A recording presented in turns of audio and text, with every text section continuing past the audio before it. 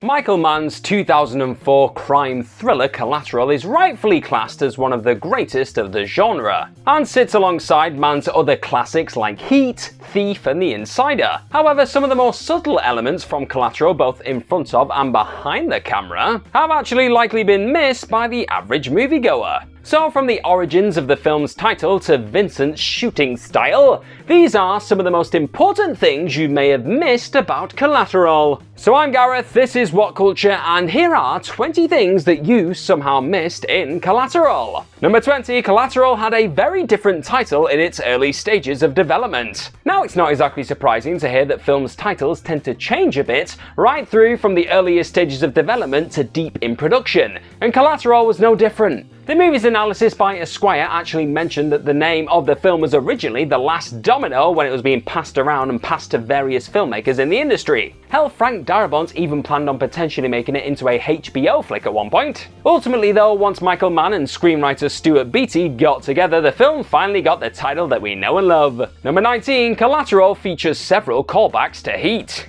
Now it is fitting that Mann's 2004 opus pays homage quite a few times to the classic that was Heat. The 1995 crime epic and the 21st century picture have a lot of thematic connections, and are focused on men at the top of their game in the criminal world meeting and eventually falling to their foils. However, these ties actually go beyond these elements. For starters, Vincent's outfit is a direct copy, replica, whatever you want to call it, of Neil McCauley's in Heat. And both stories actually share a shot of an incoming train, though Collateral uses it as its closing shot rather than its opening. Additionally, the line "Get clean shot, watch your background" is also used before a prominent action set piece in both movies. Though it's not as clearly stated in Collateral as what it is in Heat, but it's still there if you go and look for it. Number 18, the cast prepared extensively for their roles. Michael Mann's action-heavy films are renowned for their intense and realistic gunfights. And a part of why this is the case is due to the actors' rigorous training in that field. Before shooting starts, all the actors involved in these shooting scenes have extensive training on wielding a firearm. And the likes of Tom Cruise, Jamie Foxx, Mark Ruffalo and Javier Bardem all put in a serious amount of work to bring their characters to life. And during the promotion of the film's eventual home release, Mann told CNN that Jamie Foxx in particular had a ton of driving training just to really sell the fact that he was realistically playing a cab driver. And unsurprisingly, Mr. Cruise also put in a ton of hours just to really perfect the hand-to-hand combat and marksmanship skills of Vincent. Number 17, Collateral's cast almost looked very different. Had things gone a certain way, this cast would have looked incredibly different because, well, some of the names that were apparently in the running, it will blow your mind. Because before the Mann, Cruise, Fox trifecta got involved, the likes of Steven Spielberg, Martin Scorsese, Spike Lee and Fernando Meirelles were all involved in potentially being the director of the film. And then in an interview with a Hollywood Reporter, Mann also said that Russell Crowe and Adam Sandler were once attached, potentially, to play the lead roles in this film, which would have been a very different film. And what do you know, Robert De Niro and Al Pacino were also sought after for the Max-Vincent duo as well, with De Niro's part in particular serving as an homage to his part in Taxi Driver as a taxi driver. Now, do you know of any other actors who very nearly played roles in big movies but didn't? Well, let me know about them in the comment section right below. I'm telling you, do it now! Number 16, the story behind Collateral's script. In a 2005 interview with Shooting People, Stuart Beattie actually explained exactly how the idea for this whole crazy idea of a story came into his mind in the first place. While riding in a cab at 17 years old, Beattie thought to himself, wouldn't it be weird if a person just got into a cab and formed a connection with the cab driver, but then the cab driver didn't know that this person was actually a murderous absolute nutjob. As you do, I guess. And then it eventually developed into a full-blown first draft during his time at Oregon State University. And despite going through numerous changes, the actual core idea of the driver hitman stayed throughout, and then we got this thing, yeah! Number 15, Vincent's backstory was far more detailed than what was shown in the film. Michael Mann is known for being incredibly detail-oriented, crafting these huge backstories for characters that sometimes don't even make it into the films themselves. And a breakdown of this particular movie's commentary by Film School Rejects revealed the lengths that Mann and Cruise actually went through just to turn Vincent into this particularly enthralling character. The duo imagined that this guy came from a broken family and even ended up in a foster home at one point. Furthermore, the character was then seen as joining the Special Forces before then becoming a soldier of fortune. These details and so many more help make Vincent feel like just a fully fleshed out human being, and a riveting one at that. Number 14, Collateral was shot on both film and digital. A good chunk of Michael Mann's filmography is defined by the pioneering use of digital cinematography. Admittedly, some of his movies don't employ digital cameras as sleekly as others, but fortunately Collateral succeeds where the likes of Black Hat did not. That being said, the 2004 picture was not shot solely using more contemporary filmmaking technology. The club set piece, for example, was shot on film because that particular medium works best in situations where there's intense lighting. The opposite was true though when it came to the nighttime scenes. Mann knew that shooting on film would mean that he'd lose key moments because he wouldn't be able to shoot them due to the limited lighting. And as a result, digital photography proved to be so much more effective during scenes shot at the dead of night. How interesting. Number 13, conflicting views on sets led to unexpected innovations in cinematography. Collateral is credited as having two cinematographers, Dion Beebe and Paul Cameron. Beebe was involved in the majority of the production after taking over from Cameron 3 weeks in, who had various grievances with the digital cameras on set. And said issues likely contributed to him leaving, like I just said. While talking about his work on the film to the American Cinematographer magazine, Cameron realized that the camera setup wasn't particularly efficient, and the lensing as well as the color bandwidth did not meet the standards for a film production. Panavision, the company behind the cameras, took this criticism to heart, and they used these notes to create the brand new Panavision Genesis. And that was first used on 2006's Superman Returns. Now you know. Number 12, Max and Vincent's seating positions in the cab serve the story. Right off the bat, it's established that Max's meek kind of demeanor is one of the key reasons why Vincent stayed around. The hitman realized that the driver being a bit of a pushover would make him the perfect accomplice. He was easy to command and easy to threaten if needs be, and this dynamic could be seen at various points throughout the movie, but several more subtle moments played a rather big role in emphasizing the interplay between the two.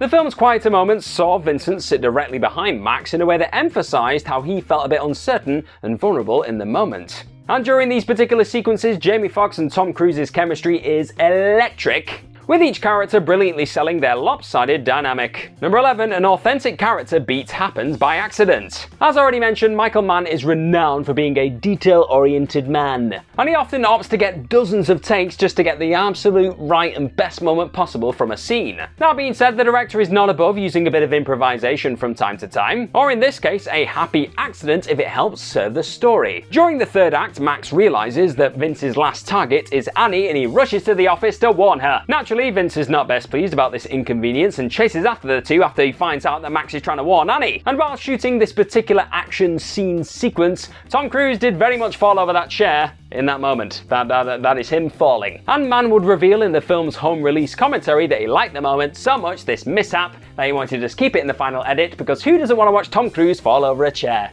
Number 10, Jamie Foxx had a complicated Oscar campaign.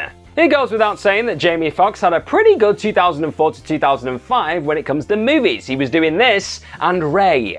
He garnered numerous nominations for the former and even won loads of awards for the latter. Due to his role in Ray though, Fox actually had to complain in the supporting actor category for this particular Collateral film, just so not to like split Academy votes. And this was despite the fact that many looked at him in this film and said, but you're the leading character, why are you going up for the supporting character? It's very weird. Number 9, Collateral takes place in the same universe as The Transporter. The shared universe as a concept may have been popularized by the MCU, but the idea of different franchises all existing within the same universe on screen has actually been a thing for, well, a long time. However, one of the more unexpected shared universes comes in the form of the Collateral Transporter-verse. The former film starts with Vincent receiving a briefcase from a man who looks just like me. No, I don't look like him, but that's Jason Statham. Yeah, I wish I looked like him. And fans have long suspected that this dude here that Jason Statham is playing is Frank Martin from the Transporter films. This theory was then finally confirmed by Stuart Beattie, the writer of this whole damn thing, on the Collateral Confessions podcast. Easy for me to say.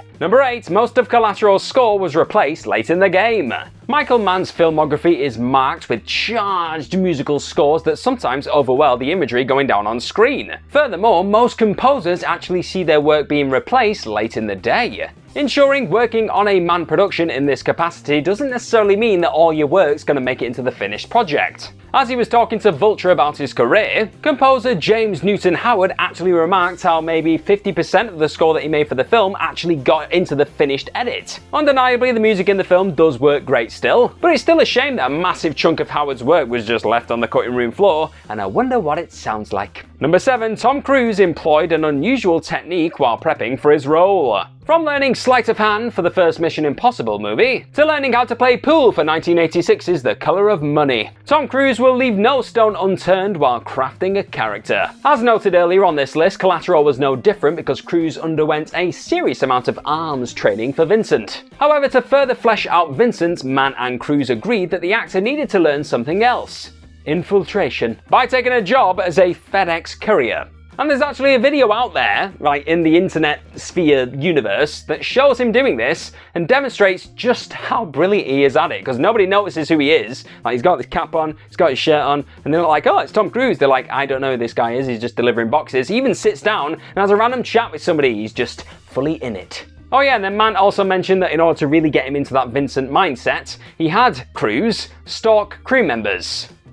So there's that as well. Number 6. One of Collateral's deleted scenes added to Vincent's skill set. While deleted scenes usually tend to slow down the pace of a movie, they still have nuggets of plot and character information that make you fall in love with the movie even more. This is certainly the case with one particular scene that just didn't manage to make it into the final cut of Collateral. The sequence in question has Vincent and Max evading the FBI on their way to Club Fever, and the scene shows Vincent's ability to pick up and lose any tail that is following him. Even helicopters through his knowledge of airport regulations. Again, it is easy to see why the scene was cut due to pacing reasons, but it's still interesting to see Vincent showing off some more of his skills. Number 5. Vincent's one display of genuine warmth highlights how cruel he truly is. Jada Pinkett Smith has a small but pivotal role in Collateral. She plays Annie Farrell, a federal prosecutor who strikes up a rather warm relationship with Max at the beginning of the film. After he drops her off at her office, Max then picks up Vincent and kicks off the entire movie. But then the third act finally reveals that Vincent was at this particular spot because he was researching Annie, because Annie is his final target.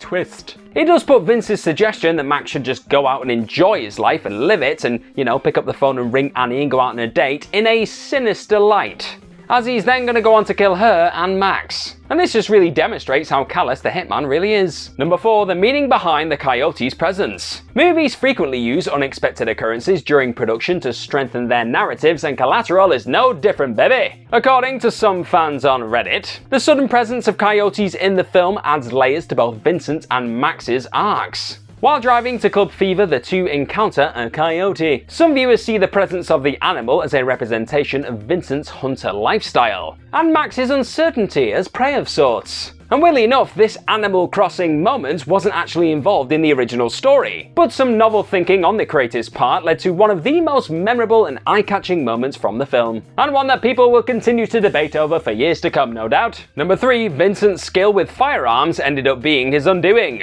As I've mentioned a few times already, Tom Cruise worked his ass off just to make sure that Vincent looked very much like a guy who could batter you, murder you with any firearm. And the assassin's lethal skill sets with a weapon in hand are very much on show for the world to see throughout the picture. Despite this great advantage, or more so because of it, Vincent's particular means of using a gun eventually ended up being his undoing. Pew Pew Tactical demonstrates that the technique that Vincent used when killing somebody throughout the film is actually known as the Mozambique drill. This technique sees the gunman shoot their person that they are firing the weapon at in the chest twice and once in the head. Because of this, during the film's climactic shootout scene between Vincent and Max, the mercenary hits the door in between them instead of Max, and the cabbie uses this opening to just fatally wound Vincent in the moment. This scene also highlights the sheer amount of luck that Max had throughout the movie, as well as Vincent's single-minded nature getting the better of him on this occasion. Number 2. The film marked a rare milestone in Tom Cruise's filmography. Throughout his 40-year-plus career, Tom Cruise has largely played heroic figures. And this is especially true when it comes to his action movies, isn't it? Now, while some of his more dramatic roles have had shades of grey thrown in there, yeah, Collateral was only the second ever time the Hollywood icon had ever played an outright villain. The first time that Cruise took on an antagonistic role was during 1994's Interview with the Vampire, where he played the vampire aristocrat known as Lestat, though the character was originally conceived as more of an anti-hero, admittedly. All that being said, Vincent is definitely definitely a bit more chilling than Lestat, and this is largely due to his nihilistic and methodical nature, as well as Cruise's awesome and engrossingly mechanical performance. And number 1, Collateral wasn't originally going to be set in Los Angeles. Due to a combination of the groundbreaking digital cinematography, distinct settings, and colourful, morally murky characters, Los Angeles in Collateral feels like as much of a character as Vincent and Max. This is why it is surprising to hear that the story was actually originally set in New York, but that was before Michael Mann took on directorial duties. When speaking during a press conference with blackfilm.com, Mann stated that he wanted to set this thriller in Los Angeles to avoid the logistical hurdles film crews tend to have to jump through and get through when filming in cities like Vancouver and Toronto. Additionally, an Observer essay also noted that Mann really wanted to shoot and kind of capture a side of this city that is not normally seen on film, so that's why he went, you know what, LA is my city, we're gonna go there. And when it comes to capturing a different side to Los Angeles, I think we can all agree he definitely did that, and so much more. And that is our list. Know of any other things that people somehow missed in Collateral? Well, let me know all about them in the comment section right down below. And don't forget to like, share, and click on that subscribe button while you're down there. Also, if you like this sort of thing, then please head on over to whatculture.com and find some more fantastic articles, just like the one this video you're watching right this second is based on. I've been Gareth from whatculture.com. Thank you, as always, for spending a little bit of time with us today. Hopefully we'll see you soon, but in the meantime, be good to yourself. Bye-bye.